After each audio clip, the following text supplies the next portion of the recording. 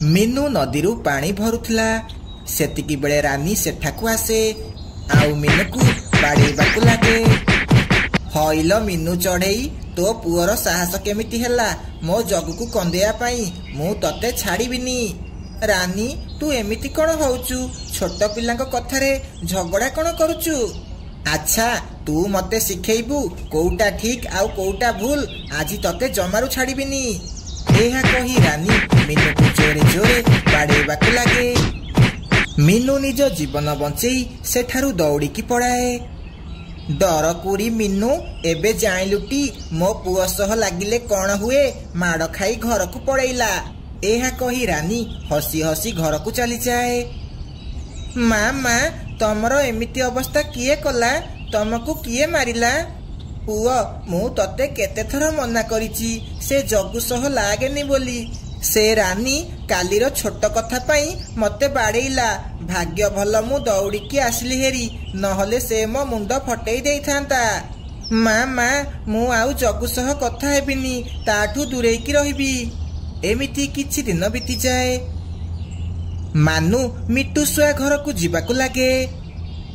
ମିଟୁ uncle, ଆଜି ମୋର ଜନ୍ମଦିନ। ମୁଁ ତମକୁ ନିମନ୍ତ୍ରଣ ଦେବାକୁ ଆସିଛି। ଆଜି ଆମ ଘରେ କେକ୍ କଟା ହେବ। ତତେ ଜନ୍ମଦିନର ବହୁତ ବହୁତ ଶୁଭେଚ୍ଛା ପୁଅ। ତୁ 100 ବର୍ଷ ବଞ୍ଚିବୁ। ଅଙ୍କଲ, ତମେ ବିଟୁ ଆଉ ଆଣ୍ଟିକୁ ବି ନେଇକି ଆସିବ ହେଲା? ହଁ ପୁଅ, ଆମେ ସମସ୍ତେ ଯିବୁ। ତାପରେ ମାନୁ ଲୁସିପାରା ଘରକୁ ଯିବାକୁ ଲାଗେ। ଲୁସି ଆଣ୍ଟି, ଆଜି ମୋର ଜନ୍ମଦିନ।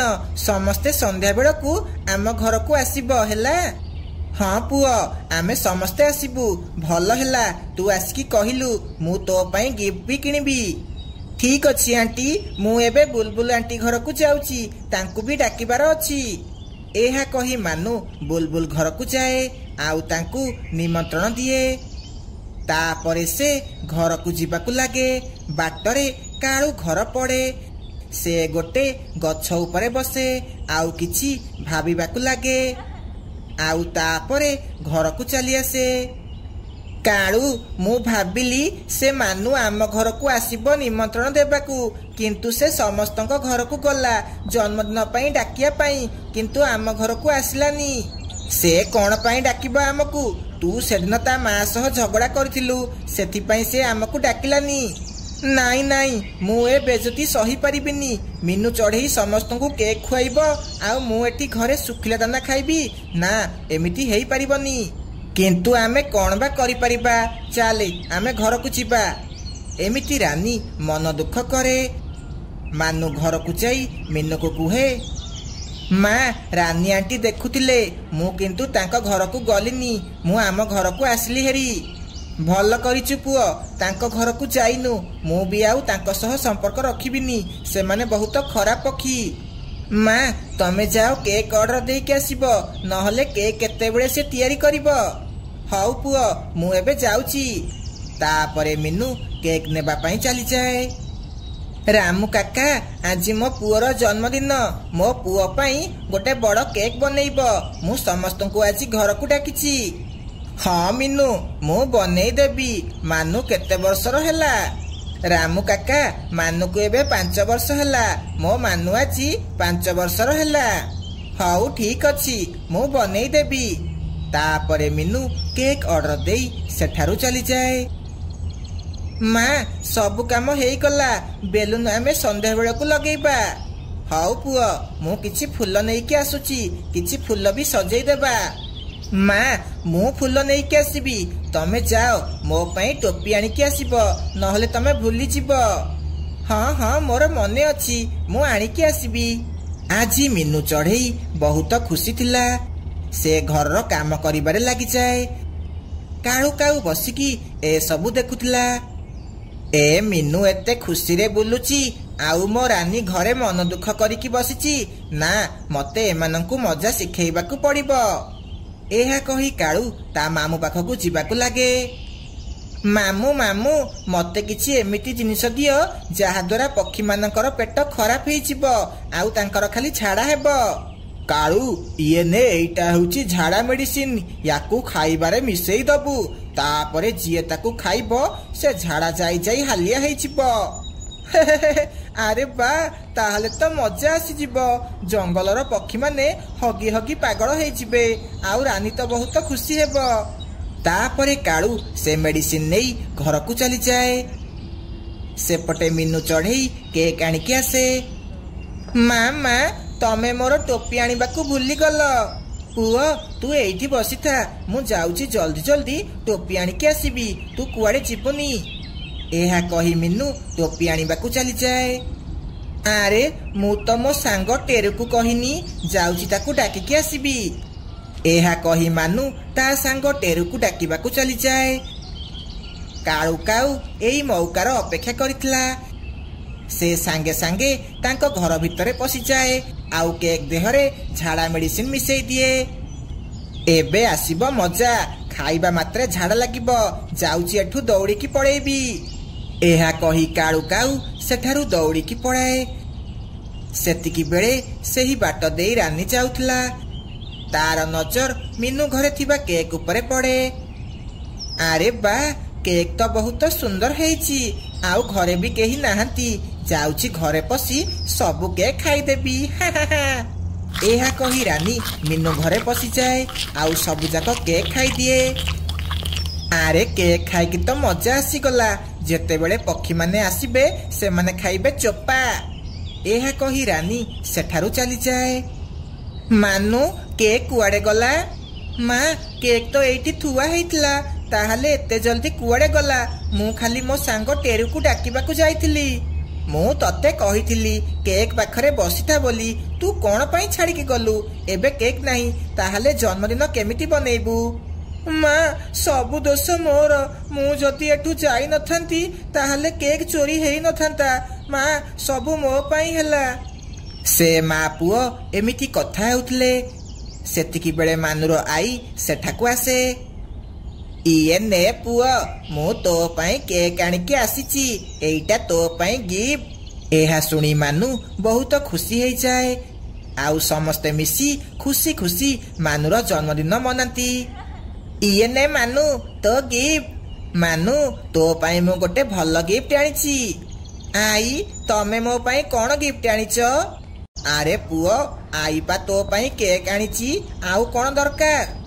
ଏମିତି ସେମାନେ ଖୁସି ଖୁସି ମାନୁର ଜନ୍ମଦିନ ମନାନ୍ତି। ସେପଟେ ରାନୀର ପେଟ ପୁରା ଖରାପ ହେଇଯାଇଥିଲା। ସେ ବାରମ୍ବାର ଖାଲି ଝାଡ଼ା ଯାଉଥିଲା। କେଜାଣି ସେ ମିନୁର କେକ୍ ରେ କଣ ମିଶା ହେଇଥିଲା, ହଗି ହଗି ମୋ ପେଟ ଦରଜ ହେଇଗଲାଣି। ହେ ବୋଉଲ। ଆରେ ରାନୀ, କଣ ଖାଇଛୁ? ଏଇଠି 10 ଥର ଝାଡ଼ା ଯାଇକି ଆସିଲୁଣି, କଥା କଣ? ଯେବେଠୁ ମିନୁର ସେ କେକ୍ ଖାଇଛି, ହଗି ହଗି ମୋ ପ୍ରାଣ ପଳେଇଲାଣି। କଣ, ତୁ ସେ ମିନୁ ଚଢ଼େଇର କେକ୍ ଖାଇଦେଲୁ? ମୁଁ ତା ଜନ୍ମଦିନ ଖରାପ କରିବା ପାଇଁ କେକ୍ ଖାଇଦେଲି, କିନ୍ତୁ ମୋର ଏବେ ଦେହ ଖରାପ ହେଇଗଲା। ଏହା କହି ରାନୀ ପୁଣି ଥରେ ଝାଡ଼ା ଯାଏ। କାଳୁ ବହୁତ ଡରିଯାଏ, ଆଉ ଚୁପଚାପ ବସେ। ଆରେ, ମୁଁ ତ ରାନୀକୁ ଖୁସି କରିବାକୁ ଚାହୁଁଥିଲି, ଇଏ ତ ନିଜେ ସେ କେକ୍ ଖାଇଦେଇଛି। ମୁଁ ୟାକୁ କିଛି କହିବିନି, ନହେଲେ ଇଏ ମତେ ପିଟିବ। ଯାଉଛି ଚୁପଚାପ ବସିବି। କିନ୍ତୁ ରାନୀର ଦେହ ବହୁତ ଖରାପ ହେଇଯାଏ। କାଳୁ ତାକୁ ଶେଷକୁ ଡାକ୍ତରଖାନା ନେଇକି ଯାଏ। ଏମିତି କାଳୁ ଆଉ ରାନୀକୁ ତାଙ୍କ ଭୁଲର ଫଳ ମିଳିଯାଏ। ମଧୁବନ ଜଙ୍ଗଲରେ ଗୋଟେ ବଡ଼ ପୋଲିସ ଷ୍ଟେସନ ଥିଲା। ତା ଭିତରେ ମିନୁ ଚଢ଼େଇ ଇନ୍ସପେକ୍ଟର ଥିଲା।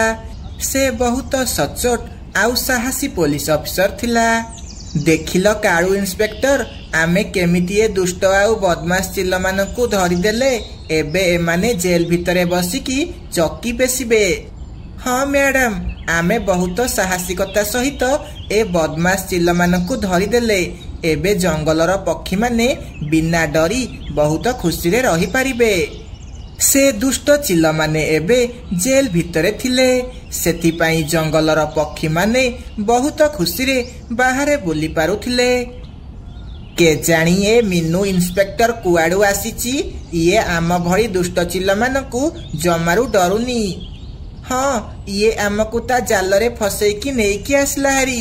ଆମେ ଏବେ ଆଉ କେବେ ବି ଏଠାରୁ ବାହାରି ପାରିବାନି। किंतु मु से मीनू चढ़ई को देखी डरुनी।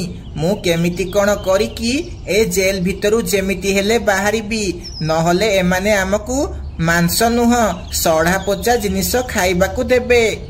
कौन ये आमकू सढ़ा पोचा जिनिस खाइबाकू देबे? नाई, मु मांस बिना बंची पारिबिनी। बाजू भाई किछि कर, आउ एठू आमकू बाहर कर। पुलिस माने बहुत भल भाबरे जगिथिले। मीनू चढ़ई थिबा जाए केही भी अपराधी खसिकी जिबार सुजोग नथिला। काळू इंस्पेक्टर, तमे आज भी लेट रे आसिल। तमे पुलिस स्टेशन को कौन भाविच? एमिति हेले चलिबनी। मैडम मते क्षमा करि दियो, एमिति आउ केबे भी हबनी। कालिठु मु ठीक समय रे आसीबी। काळू मीनू इंस्पेक्टर को बहुत डरुथला, काहेकि ना ताकू ए चाकरी बहुत कष्टरे मिलिथिला।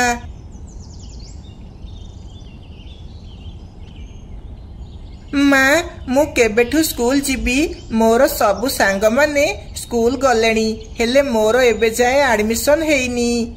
पुआ तू तो जानिचु मु जणे बहुत बड़ पुलिस इंस्पेक्टर, सेथिपाई मो पाखरे बहुत काम, सेथिपाई मते समय मिलुनी।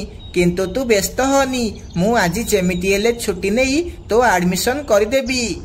तू सत कहूचु माँ? ताहले मु कालिठू स्कूल जीबी, आउ नुआ नुआ सांग बनेबी। ये बहुत मजा आसीबो।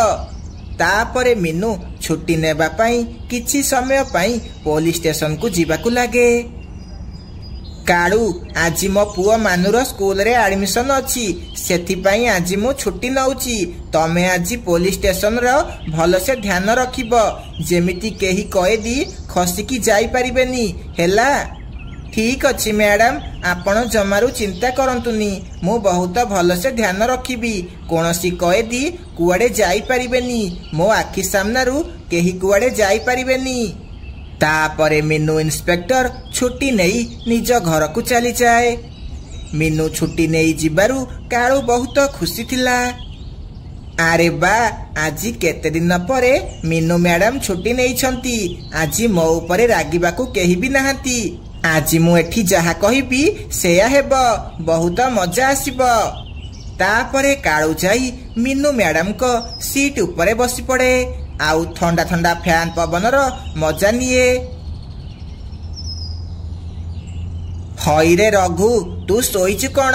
तू एठी चोर जगिबाकू आसीचु ना सोईबाकू? आरे बा, आज मु केते सुंदर देखा जाउची। जदि काळू एबे घरे थांते ताहले आमे आज कुआडे बुलिबाकू जाई थांतु। आरे कौन करिबी, आज तो मो पाखरे किछि भी काम नहीं। जाउची रानी सह कथा हेबी, रानी खुशी हेई जिवो। तापरे काळू ता स्त्री रानी को कॉल करे। रानी आज मु खाली मजा करूची, आज मो पाखरे किछि भी काम नहीं। आज मीनू मैडम छुट्टी नहीं छंती, सेथिपाई आज मोर किछि भी काम नहीं, आउ मते कहिबाकू केही भी नाहंती। ताहले तम पाखरे आज किछि भी काम नहीं, ताहले तमे घर को आसी जाओ, आमे दुई जण मिसिकी गुपचुप खाइबाकू जिबा। किंतु रानी, मीनू मैडम तो मते आज पुलिस स्टेशन संभाळिबाकू कहिसंती, ताहले मु केमिति जिबी? आरे किछि समयर कथा, किछि समय आसिकी तापरे पळेइबो, केही किछि भी जानिबेनी। अच्छा मु ताहले आसुची, तमे रेडी हेकी रुह। काळू रानी कथारे पड़ी सेठू जीव बोली भाबिला, किंतु से जाई नथिला से दुई जण आसामी एकुटियार फायदा उठेई पारंती। रघु, मु किछि समय पाई घर को जाउची, तू भल से ध्यान रखिथिबु, किछि जेमिति असुविधा न हुए। काळू सार, आपण जमारू व्यस्त हुअंतुनी, मु थिबा जाए किछि भी असुविधा हेबो नाही। तापरे काळू काऊ खुशी खुशी सेठारू चली जाए। आज तो समस्ते छुट्टी नेउछंती, ताहले मु भी जाउची छुट्टी नै जिबी, आज तो केही भी कहिबाकू नाहंती। तापरे रघु भी दुई जण पुलिस को पुलिस स्टेशन संभाळिबाकू कहि देई सेठारू चली गला। बांक देखिलुटी, ए पुलिस माने केड़े मूर्ख, ए दुई जण को छाड़ी एठारू पळेइले। एबे आमको भल सुजोग मिलिची एठू पळेइबाकू। हौ ताहले देख मु एमिति उपाय करिबी एमाने या भीतर को आसीबे आउ आमे एमानकु बाडेकी एठारु पळेइबा। हईरे बाजू भाई तम पाखकु फोन कोठु आसिला आउ तमे कॉल काहा पाखकु करूच? अरे तम मान पाखकु फोन कोठु आसिला? अच्छा तमे माने निज सांग मानकु एठाकु डाकुच जेमिति सेमाने आसी एठी गंडगोल करी तमकु एठारु नेई जिबे। रह मु भीतर को जाई तमकु दउची। से दुई जण पुलिस जेमिति ता भीतर को जांती से चिल्ला माने सेमानंको उपरकु आक्रमण करि दियंती आउ तांकु मारिबाकु लागंती। हा हा हा अच्छा तमे माने आमकु बाडेइब बांको चाले एठु पळेइबा। तापरे से दुई जण चिल्ल सेमानंकु बाडेकी सेठारु बहुत दूरकु चली जांती।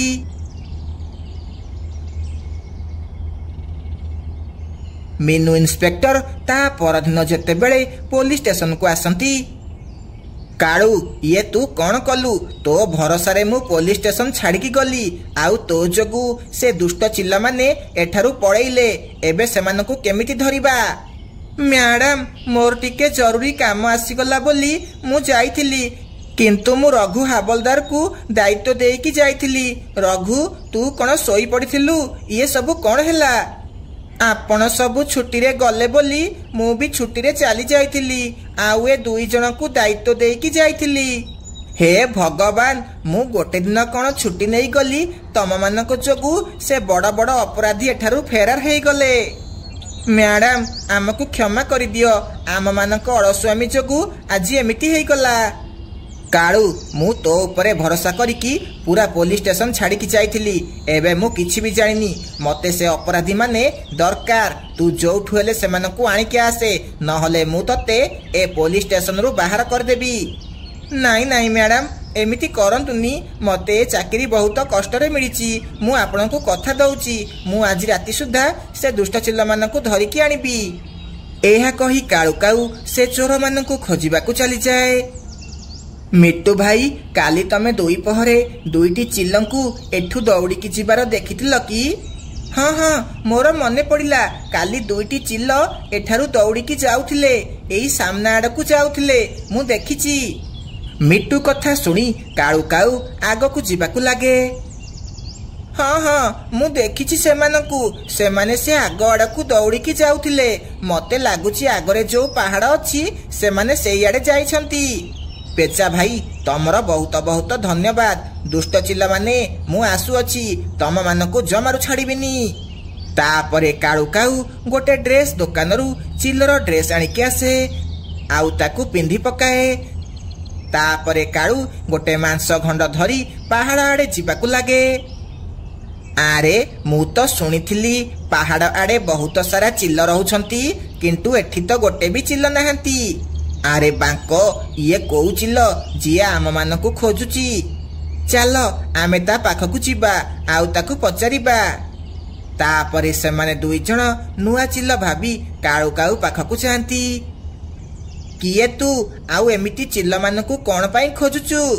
आरे चिल्ल भाई माने मु सकाळे गोटे शिकार करिथिली मु किछि मांस खाइदेली आउ मो पाखरे किछि मांस बळिथिला सेति पाई मु ए बाकी थिबा मांस काहाकु देबाकु चाहुथिली सेति पाई तम मानकु खोजुथिली। अच्छा ठीक अछि आमे माने बहुत भोकिला अछु ए मांस आमकु देई दियो आमे दुई जण खाइबु। तापरे से दुई जण से मांस को खाइबाकु लागंती।